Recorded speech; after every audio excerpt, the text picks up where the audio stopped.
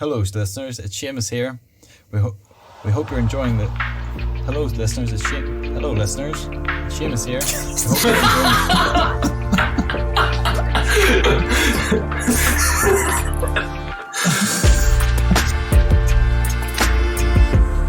Hello, everybody. I'm Seamus. And I'm Barry. And welcome to the Design and Podcast. We're going to be talking about UI and UX design, graphic design, branding, career tips, and the business of design. Enjoy!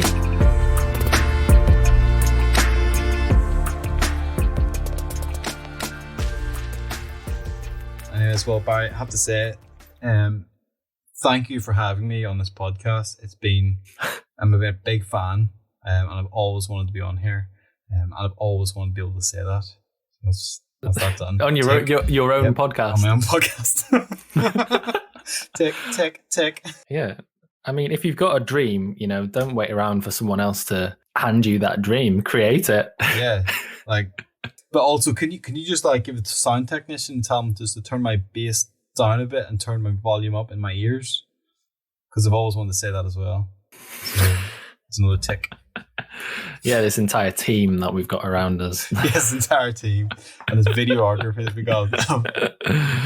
Yeah, I mean, who do you think our first sponsor will be? Who do you want your first sponsor to be? Let's see. It's probably going to be Envision. But they're going to sponsor us. No, let's be realistic. I think it's going to be someone like Post-it Notes or something. It's going to be Post-it Notes. Or something to do with manscaping. I don't know. Manscaping. Why did you have to bring that into it? I mean, Post-it's related to UX design, at least. Tommy, did I ever tell you about my new phone? The Nokia 3210. Yes, brilliant. Thanks for that. I've just taken a step back 22 years. I have got... That's nice. It is a yellow, I think it's some sort of vegan leather on the back. And it is called a ZTE Axon 5G. Or Axon 20 5G, and it is. Okay. I think it's a Chinese phone, but it's Huawei's. You see it there, pretty big screen. Cool. But it's like a competitor of Huawei, but what I can tell. But it's a £400 phone. After 11 years of being an iPhoner, I give it. Oh, how are you finding the transition?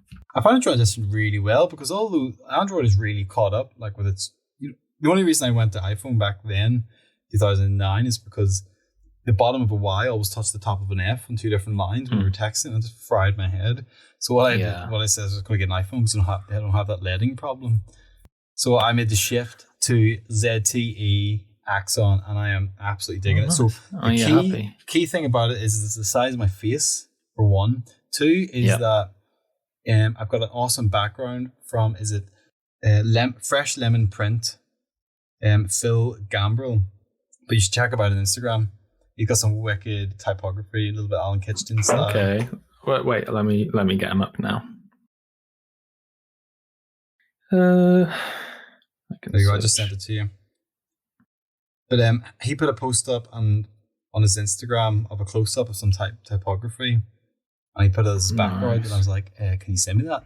Here's my email. And he sent me it, and I've got my background. He's an Australian designer. Awesome. Oh, you love all this letterpress kind of stuff, don't you? You live for it.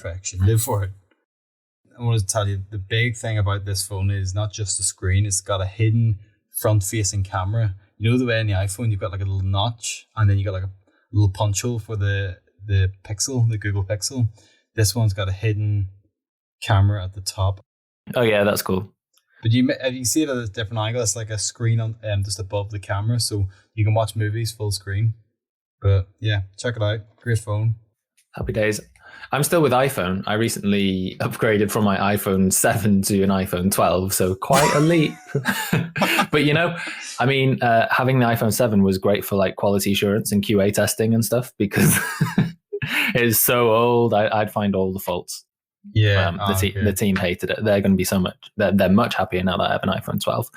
But yeah, I kind of feel locked into the whole Apple brand in a way because it links up all of my devices, and I use their cloud services as well. So it makes everything so much easier to run the business. Yeah, well, I did not leave Apple for privacy reasons. I just did it because it looked cool. And that is my life. what looks cool, I'll have that. The designer's philosophy. So yeah, that's the update on the phone, Barry, in case you're interested. Cool. So as a designer working within a larger design team, or I guess even as a freelance designer, how do you go about asking another designer to critique your work or asking them for feedback? Are there any do's and don'ts to this? Yeah, well, maybe we take a step back. What I usually do is try to figure out who it is that's giving me the feedback. First of all, I take it with a pinch of salt, depending on who it's coming from. If you were telling me it, I would be arms open, throw it at me, Barry. I'll take whatever you want to say to me. You can tell me it's crap, I will restart. But yeah, it sort of depends who it's coming from. But feedback, I'm all over it. But if it's from an intern or a junior designer telling me, should you ask for generic feedback or should you ask for very specific feedback? Because if you go and ask a senior designer or junior designer for just give me feedback on this, you really open yourself up to a lot of criticism. Should it be really kind of hyper focused on one section of your work? Like, do you approach them and say, hey, can you give me feedback on this very specific thing that I've designed? Everything else is okay. Or what are your rules around that? I suppose when I'm getting feedback, first of all, they're going to criticize is the concept and the idea first, which I usually get quite uptight about people talking, trying to change the idea or trying to find a different approach to it. Because once you get to talking about changing the idea, it pretty much changes everything else because that's the starting point. But if they're happy with the idea and no comments on that, I recognize and I noticed I started getting into the nitty gritty stuff and don't like that color. I need to change this font. Maybe the letting's a little bit off. I don't understand what the words are. It's a little bit confusing. If I was given feedback, I always do it. It's a prototype essentially. You just look at the two pieces beside each other. You get two different files, and then you just make a call. Yeah, it's a good point. I think what you're raising is like subjective feedback versus objective feedback, and you want to encourage the more constructive feedback, which is objective. So in product design and stuff or wireframing, you're not really looking at that stage. You might not be looking for feedback on what it might look like, but specific feedback on how it might be used and blind spots that you might have missed in terms of the user experience or states or drop downs and things like that. And I think giving feedback as well, it's really important that you make sure it's constructive. Because, as you know, designers, especially junior designers, part of moving to that mid-level design and senior design level is about not being offended by what you hear from more senior designers, I find. Do you think that's true? Definitely so. If anyone I'm working for gives me a critique, I will apply it and fix it and then show them two versions. But, if a client's telling me, it's like, I am totally going to do whatever you say, but I will give you options with your feedback. I will show you 3 or 4 different options to say, we did that. This is the version. This is another version. Here's the version I actually prefer. So tell me, why do you ask? Do you guys have a lot of feedback sessions within your design team, or do you always like? Well, yeah. What I was going to move on to was like the importance of giving rationale with your design work as well. And I think if you give good rationale with your design work, then you can limit the amount of design rounds that you have to go through with the client. Yeah. And the better you become at justifying your design decisions through research and justification, the more profitable you become as a freelance designer or as a designer for a company, and it kind of is what separates you from the juniors and the seniors. Oh yeah, good point. See, when I'm doing a project, so I'm doing a rebrand project, and we'll say it lasts 2 or 3 months. I always have these 2 or 3 week milestones. I don't know, it's not every 2 weeks, but there's always milestones within the project. I get that far, and then I present it to the client, and they give feedback, and then I get to the next level and I present it. I do it quite incrementally compared to just doing like, here's a bunch of logos, check it out. It's like, here's a couple of mood boards of possible options in your industry. Which one are you feeling? So if you're working with a beer company, it's like, do you like the kernel look, which is very craft and simple and single color print, and quite easygoing of a label, or do you want something loud, charismatic, and friendly like Beavertown? I put those 3 or 4 mood boards in front of the client and go, oh, we're feeling this with a little bit of that. And then I Okay. take the next step forward and create the final mood board. And they're like, yeah, we love that. And then you move That's forward. great. But then, so my point is that once you get to a point where you're showing them a logo and you give them the rationale from all those different steps behind it you went through, that they say, I don't quite like it, I don't quite get it. You're not starting from the start. You're only taking one step or two steps back, because you go back to that last presentation and go, okay, you can see how we came to this conclusion we just showed you from the last presentation. What did we miss? Where do we need to come back on? Because we don't need to make a massive leap. So Yeah. Also, I wanted to ask you, you've just touched on something else that I always have a battle with in my mind during projects. Like, what are the rules around designing a really good mood board? What to show them, what to ask? I find sometimes when we present a mood board to a client, they're almost a little bit confused around, okay, but this is, a bunch of screens of other people's products. What am I supposed to take away from this? So how do you educate them on what to take away from a well-structured mood board? last week you asked me about what's my favorite part of the process. I've been trying to focus very heavily on getting the mood boards right the past 2 or 3 years, depending on who I'm presenting it to. So if I'm presenting it fashion, it's like, here's all these different benchmarks from Woodwood and Carhartt and blah, blah, blah. Like, that just shows trends. But when I'm doing a rebrand project, it's different. It's that your mood board isn't, I like this graphic, I like these colors, I like these different variations of that graphic and this texture. That's what I used to do, because being in fashion and transitioning over to identity, you just put all these graphics in there. But now I've sort of worked out in the past year that it's more about a tone and a story. And rather than being a graphic designer telling a story, you're more of like an overall arching designer. And you show this the general mood and story and atmosphere of the concept, and let the presentation of the words communicate and reinforce that. And then I go into showing some very rough graphics, very, very simple directions of a story. So yeah, that's what I've been going with my mood boards. Is not just showing a mood board, it's showing a little bit of a story over a couple of PDFs. Okay. And do you combine imagery with copy, or is it just imagery and then you'll talk them through the concept on a phone call, or how does that work? Yeah, well, during 2020 and early 2021, what I've had to do is do them all over Zoom, and just sort of take them through a couple of slides where this is sort of our tone of voice. This is how we're going to approach it with that tone of voice. And this is like the little gem we're going to springboard off. Here's the mood that complements that sort of story, that spark of creativity that we want to do. And then they're like, oh, yeah, I sort of get it. I'm feeling this. And you're like, bam, here's 2 colors on a page. Bam, here's a font that we fucking love. Bam, here's just locked up with another font. Tell me you love it. And they're like, oh my God. And then then what I do is I do a photography mood board as well, where I put in a photography that suits the brief into it, and just sort of show, like, if you wanted to do a photo shoot with the internal team or with your products, this is it. This is sort of how you would approach that. And then to get a feel of context. And the same with a website. And then I move into a concept 2 and do the same process. Words, mood board, a little bit of flavor, that's what I call it. Does that make sense? Yeah, it makes sense. I think it makes more sense once if you're a junior designer or something. I think you've just got to throw yourself into it and grab imagery of that kind of explains the concept that you're thinking of, and then try and use it as a building block to create your own take on that idea or that concept or that flavor, as you mentioned. You just sort of got me thinking there, is that when I present that mood board, I'm not really showing any applications being what this is what a letterhead could look like, or this is what a poster could look like, or I try to create a mood. But I do make sure that we have a list of applications that we want to create after the brand identity assets are generated.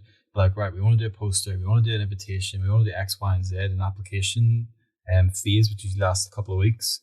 Thomas, we sort of don't firm that list up until last minute, until a week or 2 before we start it, because it goes through a whole process of figuring out what the client wants to print on, like boxes or etc.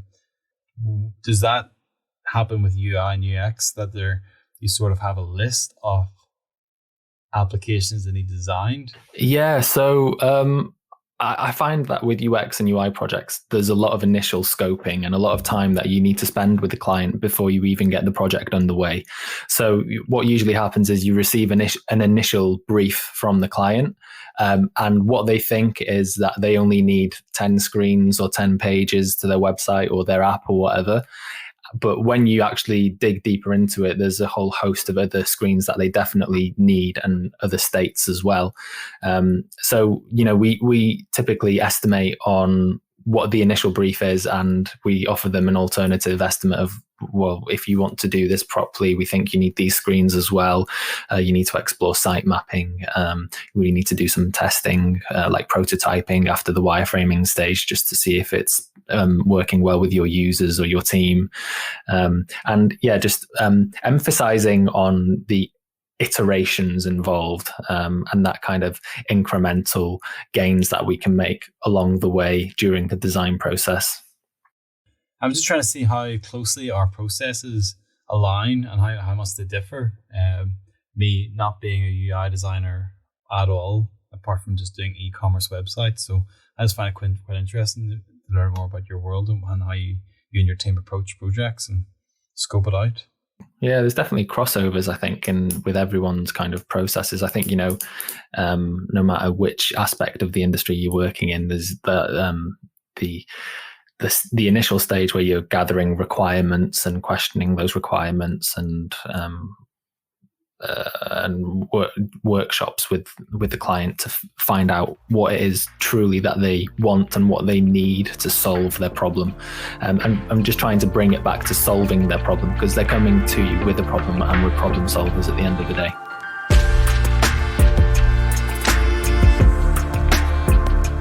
Hello listeners, it's Seamus here. Thanks for joining us so far. We hope you're enjoying the show. If you want to hear more about what we're doing, then jump onto Instagram and type in design and podcast. Let her rip! Oh, can we include that as well?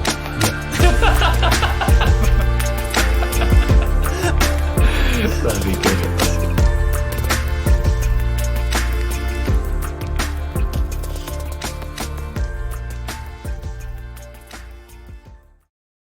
So let's talk about how to boost your design workflow productivity. Have you got any tips around this?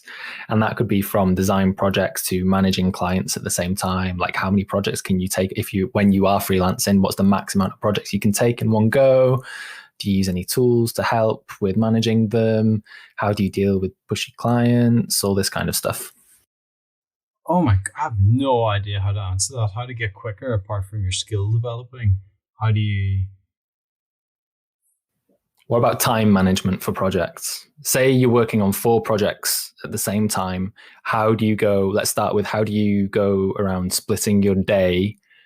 Would you work on all 4 projects in one day, split to like a couple of hours for each? Or would you dedicate an entire day per project?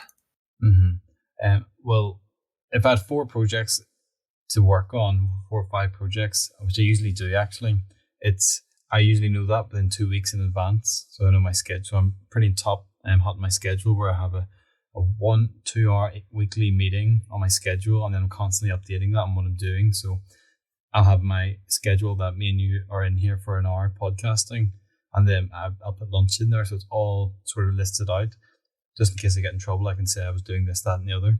But that's how I sort of split up my time. But I think, depending how big the project is, I would like to work on that one, on the one job continuously for a day or 2 days until I'm happy to move on, and then try something else.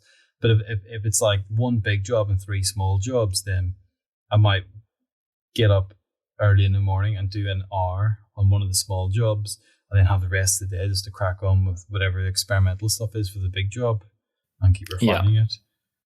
How about you? What do you do when you've got all these jobs and all this with your workload and being quicker, etc.? I guess as we work in a team, like for me, I just like to make sure that the resources are available, and I rely on Trello a lot to organize who's working on which task. So we've got like a column for leads, so the whole team can see which leads that I'm working on and what might be coming up as well. So it's like quite a holistic view.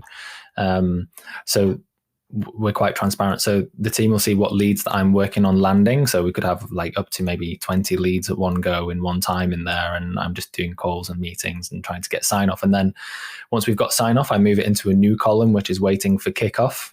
Yeah. And then we have a column for retainers, and then we have a column for active development projects. We have a column for active design projects. Then we have a column for internal Moken projects. And then we have a column for projects that are paused for one reason or another. And then the final column is completed, which is always nice to scroll through because you can just... Is that just one big master completed list? Yeah. So, and it's really satisfying to drag the card over into completed. What I usually do is have a list and then have a done list beside it. So I have loads of the amount of jobs, the amount of done. So yeah.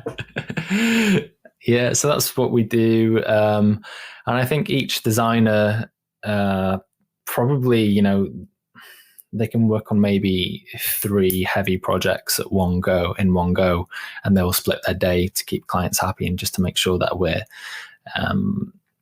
touching on enough comms with the client to keep them happy as well. Do you still use Basecamp? I don't use that. Yeah, we still use Basecamp. Well, the latest version of Basecamp, Basecamp 3. We've got so much stuff on there. And what we find is for each project, we set up a separate thread for each screen or page, and it really offers an organic way of working between you and the client. So all these iterations, you can easily gather the feedback, store your files, showcase the variations and inspiration and all your references. So that really helps for sign-off on projects. What I like as well, from my point of view, from managing the team, is like on our website, we've got a Calendly plugin, and you can book in a free consultation, 30-minute consultation with me. Mm-hmm. And, I could be working throughout the day and then all of a sudden somebody's booked for a 30-minute consultation if I have availability in my calendar because it's hooked up to my calendar later that afternoon or in a month's time or whatever. So it's a bit of spontaneity in the sense that, I've got a call with somebody new and I'm meeting someone new, brilliant. And you've got to be on your A game, and you're on your toes a little bit because you don't really know what it's about. You just know that somebody's booked a call with you for 30 minutes. Class. Yeah, so and it's just some dude on the other side of the camera with his knob out, just looking at you, going, "All right, bye."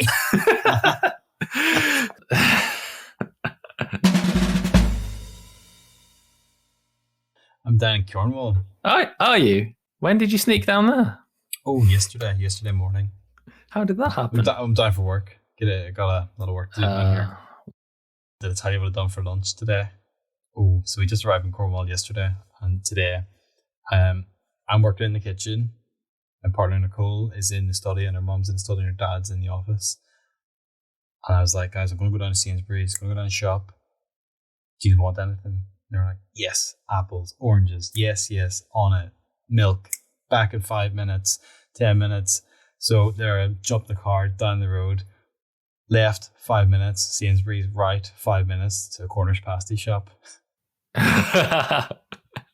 So I went right, went down, and I just sneaked in. Probably one of the best Cornish pasties in the country, in my opinion. But did you get everyone else one? No, that was the thing. So what I did was, nice. I was going to say to you, the cupboard looks different this week. I wasn't sure if you just had another cupboard in your flat in London, or if you'd moved house or what. But this, I like, even though you're at your partner's parents' place, you've still found a cupboard to work from. Been working from here all day. You've been doing all your work in there. Yeah. I wonder what they think of you as the future son-in-law. Just that. Is that weird? He just sits in the cupboard all day. Are you sure you want to come around? But he just sits in the cupboard all day. I don't know why I would bring him or whatever. As they say in their strongest Northern Irish accent in Cornwall. Great. What do you think, Barry, is the next big technological advancement in our society? What's the future? And then where do we as designers fit into that? Oh, good question. I'm going to be honest, I don't really know, but something that I'm enjoying and that I'm impressed with is virtual reality. So over Christmas, I bought an Oculus Quest 2. Ooh, cool. And made by Facebook now, who own Oculus. So yeah, like the gaming experience is just second to none in my opinion. I love it. It's so good. And I can just see there being a lot of opportunities in the future with particularly remote working. And because we're pushing to a more remote working society, it's exciting to see what kind of remote working applications are going to pop up over the next few years, I think. And I think virtual reality is going to evolve in a way that integrates touch through haptic feedback. So you'll have sensors on your body, and like you'll be able to pat someone on the back or whatever, or punch somebody in the face and actually feel it. More importantly, time to deck someone square in the nose, knock them out, and get away with it. Oh. Yeah, so whether that's remote working or, I don't know, playing Street Fighter or something, let's make it a bit more realistic. Let's feel the pain. Oh, I want to get virtual reality so I can get punched in the face. Got it. But yeah, no, really impressive. What I've heard is that if you want to get a job at Facebook, you have to have read Ready Player One, the book, which is now a movie. So, and now that Facebook have bought Oculus, do you think that that's what they're aiming for, is to have a social reality in the Matrix? Well, yeah, it could be. I don't know. Who knows what their plans are, but they've definitely made the headset affordable as well. I mean, it's cheaper than buying an Xbox One or buying the new PS5 by far. Yeah. So, and the games are a fraction of the price of what you would pay for Xbox and PlayStation as well. So they've made it accessible, and it's impressing all ages as well. Like my father-in-law, he came around and he had a go on our Oculus Quest, and I wasn't sure if he'd enjoy it, but he absolutely loved it. And the next week he bought one himself. Brilliant. I think that Oculus should come out with a new product and call it the Pill. And it should only do 2 colors, one in red and one in blue. Oh, God. So what I've been thinking about with technological advancement is screens. I can't wait for the day. I'm hoping at the day that screens are... the pixels that are in screens are physical little things that we can put into paint, into a paint tub. So you can paint that all to your walls. Your carpet is just screens, but it's all, you can feel it, and it's just like a standard feeling carpet, but you press a button and it just transforms you into a jungle. It's a whole new meaning to pixel art. Yes, exactly. Yeah. So I think that'd be great if I could just in the cupboard press a little button. Oh, Barry, I'm in your bedroom. Oh, creepy. Or I'm in a jungle, or I'm on a beach. I think that'd be great if they would have it, but I think virtual reality is probably the more realistic version of that. Yeah, I don't really know what you're on about, to be honest.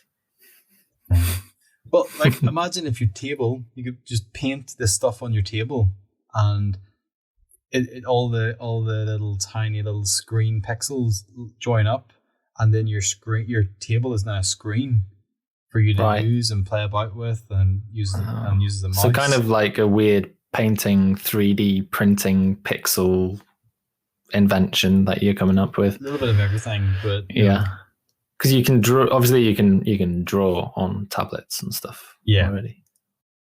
So, or like, imagine a T-shirt is made of it in fabrics, and you're like, I want a pale green T-shirt today because it's St. Paddy's Day. Bam, or black. But yeah, that's my technological. Yeah, I mean, this is life-saving and life-changing stuff here. Sort of thing that people want to listen to. People are gagging for this sort of content. We're going to do so well with this podcast. Let's just go along with the story that VR is the next big thing, and me and you are having virtual reality conversations to do in our podcast because we're both remote working. How does design fit into this? I guess, well, I don't know yet, but these headsets will have browsers and websites will still be viewed through these headsets. So I think it's going to be dictated by how the headsets develop. So at the moment, viewing a browser through the Oculus Quest 2 requires no kind of real consideration or further consideration to web design. It still displays perfectly. But then maybe we're going to see more inspiration around specific VR websites, and that might set off a new trend or something. I still think it's early days, and there might be some VR designers out there that have strong opinions about this. And if there's any listening, please get in touch, because I'd be fascinated to hear about how it is, going to influence the entire design industry in the future. And if you could send some examples as well, that'd be awesome. So I don't know, but undoubtedly it's going to happen. Technology doesn't stand still for too long, and design trends and design patterns don't either, along with the tools that we use as standard. I'm guessing like someone like Facebook or Amazon will be sort of first on the pulse on this, and they will have a VR shop which you can browse around and see all the products and get into different rooms, into the technology room or into the books room, and you can start browsing like in a sort of 3D form. That just sort of changes. I think design. The area that I'm most excited to see VR have an influence in is events, like virtual gigs, virtual festivals, and how more realistic they're going to become year in, year out, to the point where going on holiday might be just putting on a headset, which is a bizarre concept and maybe the only possibility during the pandemic anyway.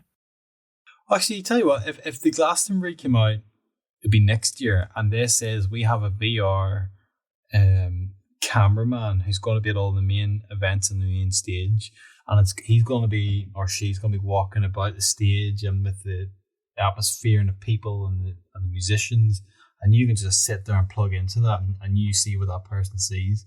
I would like, yep. Sign me up, 300 quid, whatever the Oculus is, I'm buying it. Yeah, it's pretty cool. There's already some examples of like club nights out and stuff. There's a guy that took a virtual reality camera around nightclubs in Tokyo, and it's like you're having a night out in Tokyo, and it's realistic. It's pretty awesome. It evokes the same feelings, and emotional response to being in a club and wanting to party. Do you have like noise cancelling headphone sound when you have? Yeah, pretty much. The sound is pretty good. Yeah.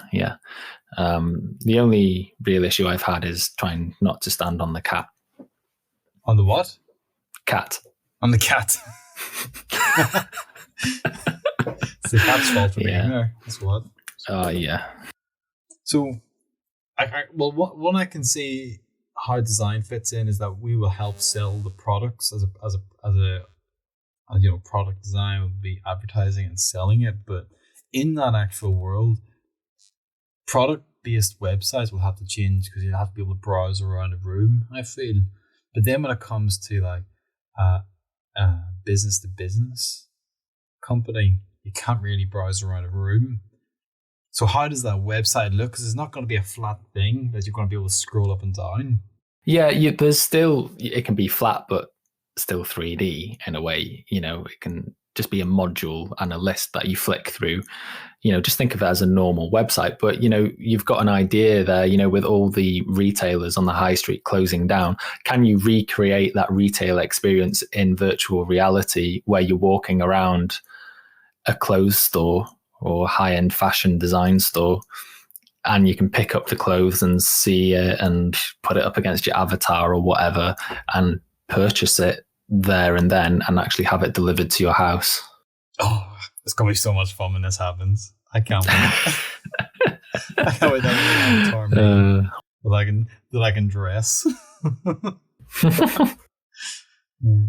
And maybe that's where the cryptocurrency comes in, is it? If you're going to be wanting to purchase Pull & Bear sweatshirt, you have to build. I don't see why not. I mean, cryptocurrencies are becoming particularly Bitcoin and Ethereum, are becoming more legitimate over time. And you can now buy a Tesla using Bitcoin, which is awesome. So I don't see why you wouldn't be able to use any other cryptocurrency in a virtual reality space. But I think it would also probably be hooked up, traditionally to your normal bank account as well. Yeah.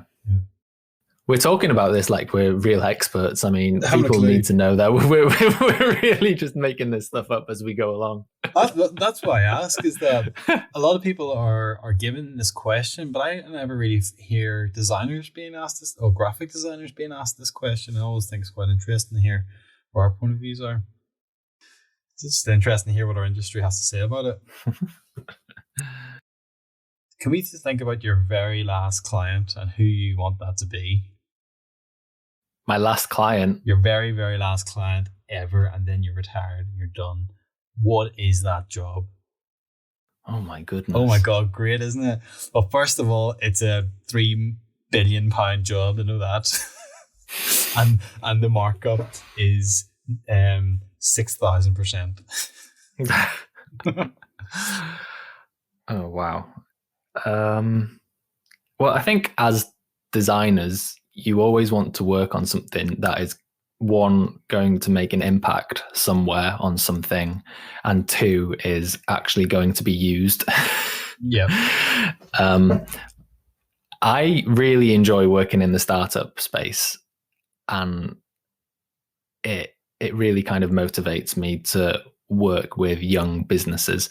So to be honest with you, I'd want that last client to come along with some idea that's, really going to benefit the world in one way or another, maybe some kind of climate change client or something like that, or something to do with the outdoors. I love my outdoors, or something to do with surfing or something like that. So an outdoorsy type world changing client. Is that an answer? So David Attenborough. Yeah. That would be great. An advertising or some sort of app for David Attenborough. The David Attenborough app. That'd be great. I'd pay a tenner for that. Now, what would I suppose if I'm retiring, it's going to be in my 60s. So I'm going to be at a point where I've probably got money where I can rely on a client that's going to help change the world. But at the minute, I just need to get money because I'm going to get married. I'm not going to buy a house, so I can't be too picky. But if my last client is in the 60s, has to be something beneficial. Most likely that'll be around recycling or equality for people's rights. That would probably be my favorite last client ever. Okay, Amnesty. That's interesting. That's nice. Yeah, Amnesty. Was it you and me when we were? Yeah, it was. Was that us? Yeah, we rocked. It feels like Amnesty a past life. Yeah. We just walked into the Amnesty International offices and walked around. We're here. Just a job. Who can talk to us? Had we just graduated, or were we still students? We had another year left in our final year. Oh yeah, I remember. We were literally ambushing all the agencies in London. I walked around, me and our other friend Stuart. I'm not sure. I don't think you were there. We went into the creative review office. We didn't sign in or anything. We met a guy called Gavin. I've still got his business card. Oh yeah. We went in the elevator and we literally just went up to the floor and we walked around the office. Hello. Give us a job. Well, we were definitely ballsy. Yeah, we were. But they gave us that guy Gavin gave us his time, didn't he? And he gave us some nice advice for our third year uni. Yeah. Didn't we do the same with the guy from Pret, who was the creative director for Pret? Pret, yeah, and we went to the Mina Lima design studio. Yeah. We saw all of the artifacts for like the set design for Harry Potter and stuff. That was pretty awesome. That was cool. Okay, right. I'm going to go back on my word on who's my last client going to be. I want my last client to be some sort of movie with your man that does Dread and does Annihilation, Alex Garland. I want to do whatever he needs a graphic designer to do for his movies. That would be the coolest job in the world. That's pretty cool, yeah. won't save humanity, but it'll make me feel really cool. So value proposition. I don't think we've talked about a value proposition before. I wanted to say, does a value proposition fall into UX and UI as much as it does into brand identity? So when I'm coming up with a brand identity project, we do a digging phase, like a strategy phase. And coming out of that strategy phase, we go into a tone of voice phase. And within that tone of voice phase, we have deliverables like maybe it's a new name or experimental with new names and definitely a concept, USPs, and a slogan and a mission statement and an about page content. But one of them, what I try to focus on, which influences the third phase, the design phase, is the value proposition, where it's not just the slogan, it's a couple of words that say the concept that the design can visually scream what those words are saying. If that makes sense. So when I was working with a farm shop, we had lots of different variables and lots of different slogans, lots of different companies, like a deli and a cafe and a lounge area and a pub and a restaurant, all these different variables to the businesses. And I had to try and come up with not just a slogan, but a value proposition that ties all those small businesses together, all those different departments together.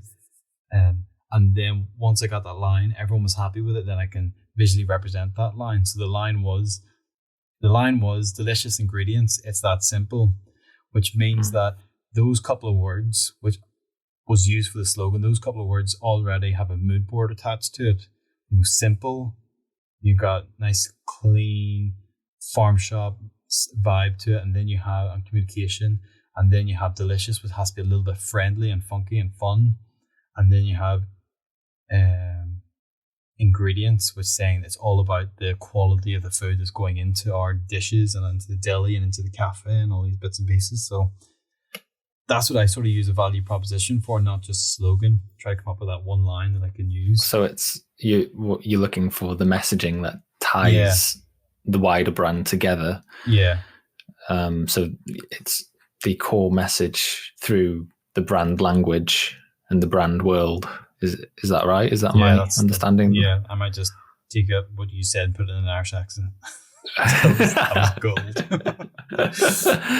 That's cool. Do you have that with UI and UX? Or probably not as much as you do in your design world.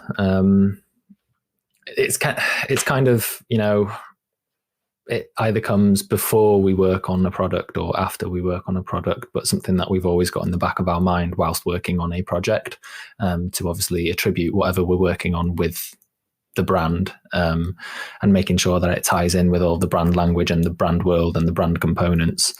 But yeah, I guess you're really at the essence of creating that messaging and that identity.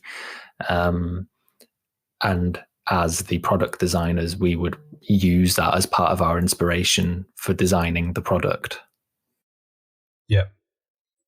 And do you also have the customer problems and the customer pain points and the business problems sitting alongside that in the back of your brain while you're working?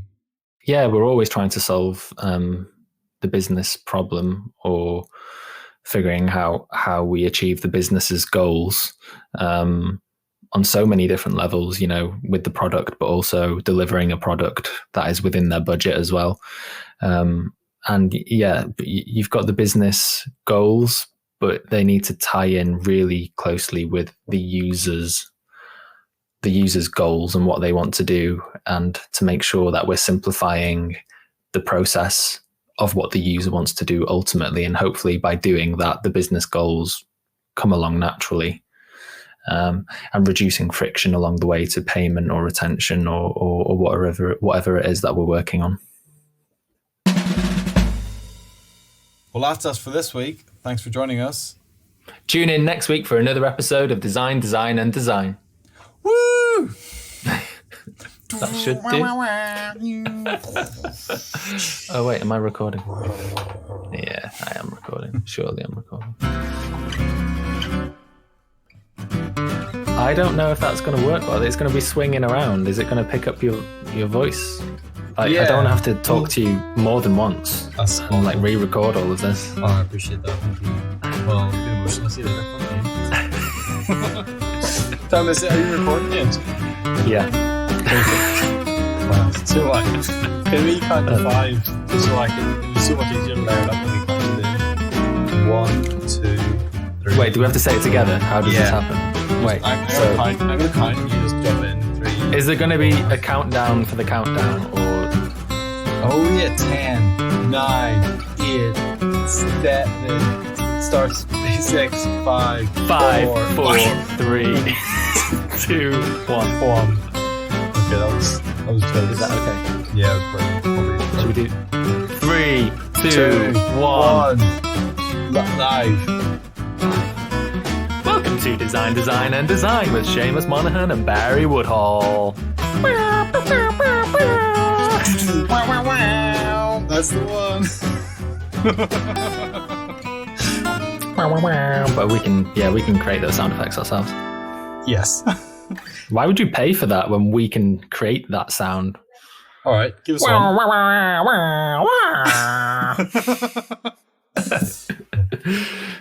Okay. Okay. That was a good session. Yeah. Oh, mate. You weren't recording. You never guess what? I wasn't recording. So Oh, yeah, I am recording.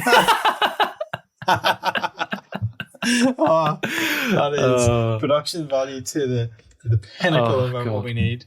Well I'm done. really looking forward to the outtakes on this one. This is it. I think we just did it. Okay, I don't stop know. recording. I'm stopping. I don't. You remember? Yeah. Did you find that banjo? Did I find that banjo? No, but let me play.